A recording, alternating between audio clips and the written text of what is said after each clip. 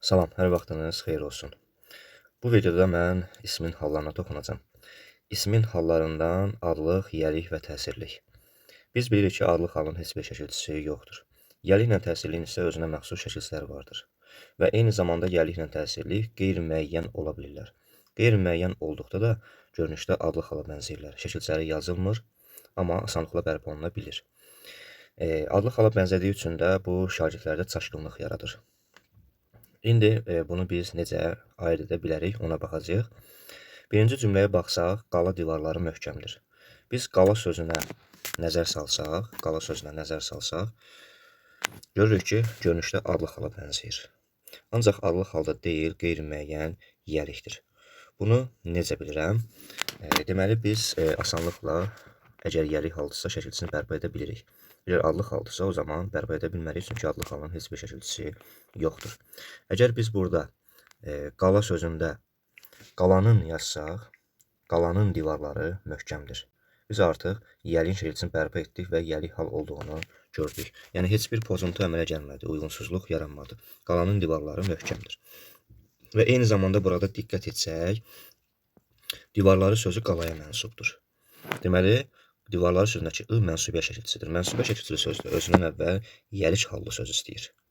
Bu səbəbdən mən əmin oldum ki, burada qala divarları möhkəmdir cümləsində nə deyir? Deməli, söz qeyri-müəyyən yəlik haldadır. Geri qaytaraq. Və ikinci cümləyə baxaq. Qala müdafiə məqsədi ilə tikilib. Burada da gəlin bərpa etməyə çalışaq. Yəni, adlıq haldımı, yoxsa yəlikdirmi, təsirlikdirmi? Baxaq, burada məsələn, qalanın müdafiə məqsədi ilə tikilib. Biz burada qalanın müdafiə məqsədi ilə tikilib. Yəlik hal şəkilçisi artırsaq, artıq cümlədə uyğunsuzluq yaranır. Deməli, yəliyi bərpa edə bilmədim. Biz indi burada qalanı müdafiə məqsədi ilə tikilib. Təsirlik hal şəkilçisində artıra bilmədik. Deməli, bu söz nə yəlik, nə təsirlik haldadır. Qala müdafiə məqsədi ilə tikilib. Burada artıq qala sözü əminliklə söyləyə bilirəm ki, adlıq haldadır. Üçüncü cümləyə baxaq. Səma dünən mağazadan kitab aldı. Burada da qeyri-müəyyən təsirlikmi, yoxsa adlıq halmı, ona baxaq. Səma dünən mağazadan kitab aldı. Biz əvvəl şəkilçini bərpa edək. Kitabı aldı. Bura əgər diqqətli olsaq, kitabı aldı. Yəni, biz şəkilçini bərpa etdik, heç bir uyğunsuzluq yaranmadı. Olduğu kimi məna yerində qalır. Səma dünən mağazadan kitabı aldı. Bir bu cür tapa bilərik. Və bunu da yadda saxlayaq ki, qeyri-müəyyən təsirlik hallı söz əsasən feilin yanında işlənir. Əgər biz onu feilin yanından uzaqlaşdırsaq, o avtomatik olaraq qeyri-müəyyən müəyyənə keçəcək. Məsələn, Səma kitab dünən mağazadan aldı. Görürsən, bu cür artıq ifadə olmayacaq. Səma kitabı dünən mağazadan aldı. Artıq mən onu xəbərin yanından uzaqlaşdırdıqda, o, yəni qeyri-müəyyən təsirlik müəyyənə keçir. Şəkilçisi bərpa olunur.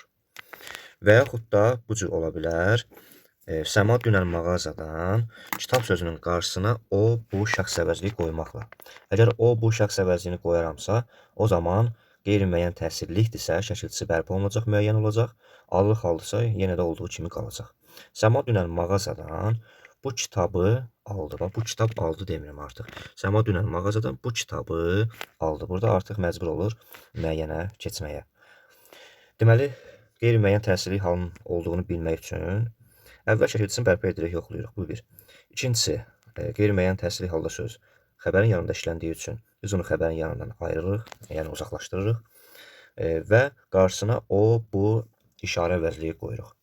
Bunları bərpa edəriksə, yəni qeyri-müəyyən təsirlik haldırsa müəyyənə keçir, adlıq haldırsa isə qalacaqdır yerində olduğu kimi. İndi dördüncü cümləyə baxırıq. Kitab çox bahadır. Burada da əgər onu tətbiq etsək, qarşısına o, bu qoysaq, məsələn, bunu qoyuruq, bu kitab çox bahadır. Görürsünüz, burada kitab sözü heç bir şəkilçi qəbul etmək məcburiyyətində qalmadı. Yəni, qeyri-müəyyən təsirlik deyilmiş ki, müəyyənə keçmədi. Və olduğu kimi qaldığı üçün mən əminəm ki, burada kitab sözü ismin adlıq halındadır.